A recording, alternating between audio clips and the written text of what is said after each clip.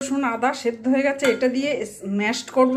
আর এই কালো জল দেখছেন না, এটাতে চার জল দিয়েছি। আর কড়াই মশলাতে আমি কিন্তু গোটা গরম মশলাও দিয়েছি, এই যে লবঙ্গ, এই যে দালচিনি, এই এলাচ,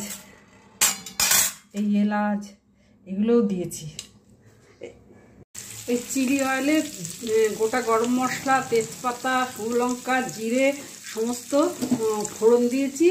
এইটা এর মধ্যে এই ম্যাশড যে পেঁয়াজ রসুন আদা আছে সেইটাতে দিয়ে দেবো। আর এই গুঁড়ো গরম মশলা এক এক করে দিয়ে দেবো।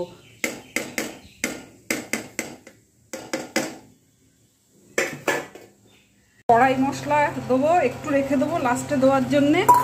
আর এই চিনি দেবো, এই চিনিটা।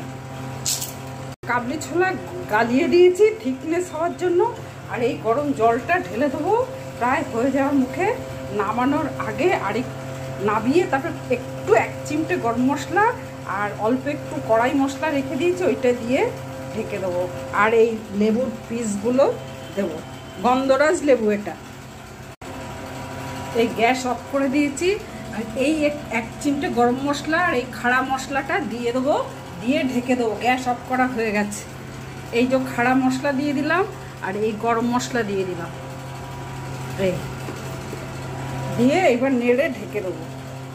ঢেকে 5 মিনিট বাদে রেখে। আর ওই কড়াই কাবলি ছোলা খাওয়ার জন্য একটা রুটি বানাচ্ছি। এই রুটির আটা মাখাটা হয়েছে একটু নুন, গোলমরিচ, আটা আর একটা বয়েলড ম্যাশড করা রাঙালু, এইটা দিয়ে মাখা হয়েছে। এবার রুটিটা করবো। এই চাটুটা চাপিয়েছি, এই গোলা করে রেখেছি।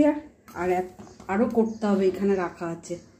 কাবলি ছোলা হয়ে গেছে, লেবু দিয়ে সাজিয়েছি। আর কড়াই কাবলি ছোলা আর তার সঙ্গে এই রাঙালু রুটি। রাঙালু পড়েছে বলে রুটিটা যা সফট হয়েছে না, দারুণ হয়েছে। আর খুব সফট, আর এটাও খুব টেস্টি হয়েছে।